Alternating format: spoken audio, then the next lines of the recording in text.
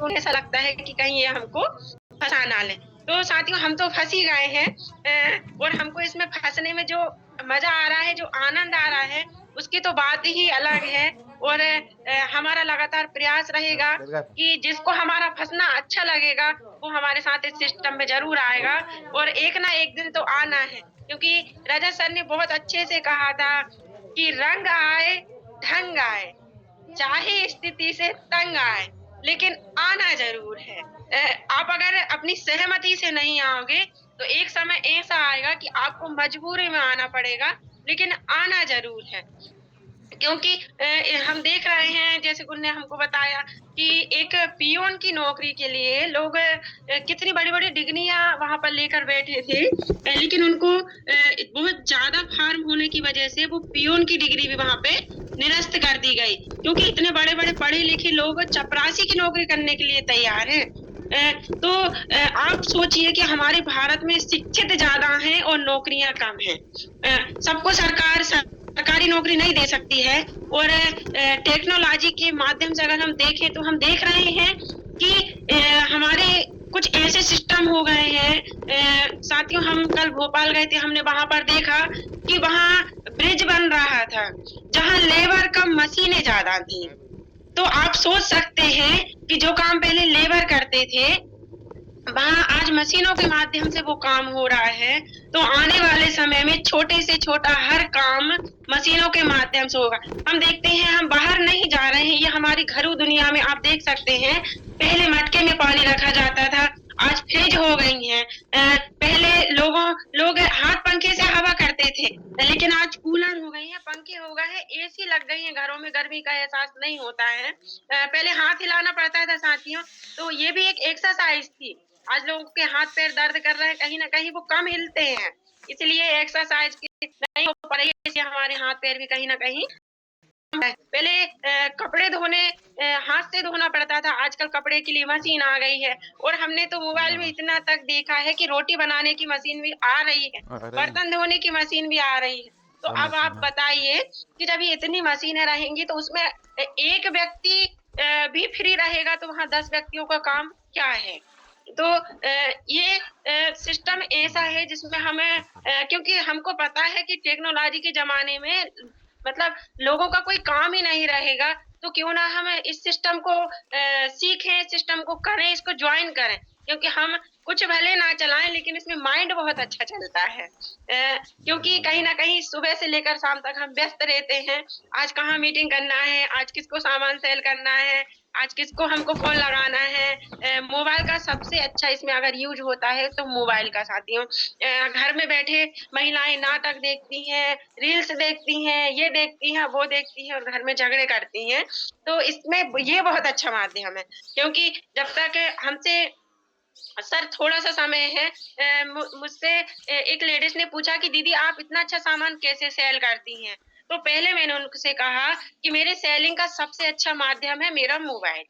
मैं पहले मोबाइल में देखती हूँ कि इस चीज़ को हम कैसे यूज़ करते हैं। इसके हमारे चेहरे पर या हमारे शरीर पर हम जहाँ भी इसको अप्लाई करते हैं, इसके कितने फ़ायदे हैं और कितने नुकसान हैं। ये किस लेवल के इंसान को देना चाहिए, किस लेवल के इंसान को नहीं देना चाहिए। तो ये सारी जानकारी अगर आप याद नहीं रख सकते हैं, तो एक कॉपी में नोट करके रखिए। साथियों 6 महीने में मैंने 3 कॉपी भर दी हैं केवल इसीलिए कि मेरी लाइन ना बने तो ना बने लेकिन मेरा सेलिंग का जो सिस्टम है वो लगातार चलता रहना चाहिए। मैं आपको बताऊँ ये क्रीम है, पता है जैसे सर ने कहा था कि तेल है, तेल खाने से क्या होता है? मरना तो एक दिन सबको है, मर जाएँगे जब मरना होगा, जब मौत आएगी जब मर जाएँगे। तो साथियों ये भी एक ये क्रीम ज़रूर है, लेकिन अगर इसके बारे में अगर आप जानकारी लिखेंगे तो 3 पेज भी कम पड़ जाएँगे साथियों। क्योंकि हर चीज़ में कुछ न कुछ इतना मतलब उसमें क्वालिटी है कि हम उसको लिखने में लिखते-लिखते हम थक जाएँगे लेकिन उसकी क्वालिटी का हम वर्णन नहीं कर सकते हैं क्योंकि हमारे प्रोडक्ट ही ऐसे हैं। जब हमारे मिस्टर जी का प्रथम वक्ता में नाम आया, तो उन्होंने हमसे कहा कि एक स्पीच लिख दो हमको। तो मैंने उनसे कहा कि मैं स्पीच तो लिखती नहीं हूँ, मैं जो बोलती हूँ मन से बोलती हूँ, मुझे लिखने में वो होता है क्योंकि मैं लिखती हूँ। आप तो इसमें से देख लीजिए जो मैंने लिखा है, जो आपको अच्छा लगे आप इसमें से देखकर बोल दीजिए। तो सर पता है मैंने न्यूट्री चार्ज मेन के ऊपर से 5 पेज लिखे। तो उनने कहा कि इतना सारा बोलना है, ये तो 5 पेज लिख दिए। ये बोले आप मीटिंग में प्रथम वक्ता में मेरे नाम के लिए दे रही हो या मुझे डॉक्टर बना रही हो? तो मैंने उनसे कहा कि डॉक्टर नहीं बनाना है, इसमें से आपको जो फ़ायदे समझ में आए वो आप मीटिंग में बोल सकते हैं। मेरा काम लिखने का इसलिए है क्योंकि 10 लोगों के पास 10 तरीके का दिमाग होता है सर, और 10 लोगों को 10 तरीके से समझाने के लिए कम से कम 100 से सवा 100 बातें लिखनी पड़ती हैं। जब जाकर हम उनको समझा पाते हैं, तब जाकर एक ₹350 का प्रोडक्ट सेल होता है। हमारा 3000 का दिमाग खत्म होता है जब ₹300 का प्रोडक्ट सेल होता है। तो साथियों कुछ ना कुछ आप प्रयास करते रहिए, लगातार लगे रहिए और सभी अपने गोल सेट करिए। अपने गोल पर अगर हम ध्यान देंगे तो यकीनन हमको कामयाबी मिलेगी। और इसी के साथ मेरा समय समाप्त हुआ और मेरी बातों से किसी की आत्मा भावना को ठेस पहुँची हो तो मैं क्षमा प्रार्थी हूँ। और सॉरी सर मैं अपना इंट्रोडक्शन देना भूल गई।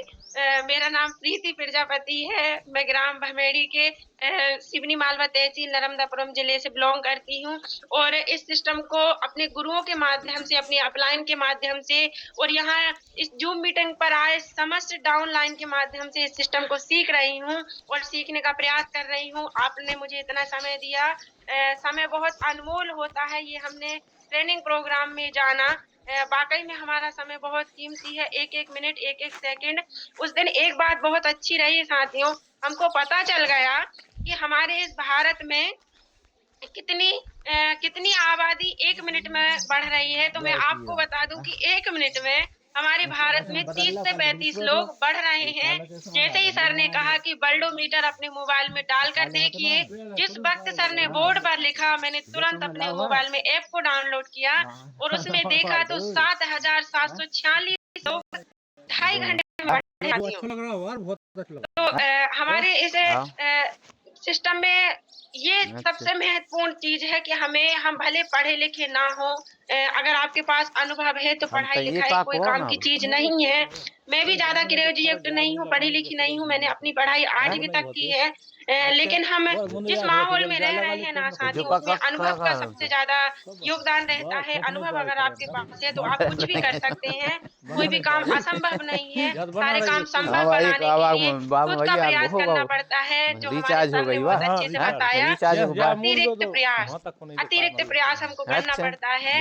इसी के साथ ही मैं अपनी वाणी को विराम देती हूँ और आगे इनवाइट करती हूँ शिखा मैम को। आइए ma'am, welcome. Thank you ma'am, thank you so much. बहुत शानदार आपने आज की जानकारी रखी, नॉलेजफुल आज की मीटिंग रही और महिलाएं जो हैं वो टाइम मैनेजमेंट जानती हैं। आप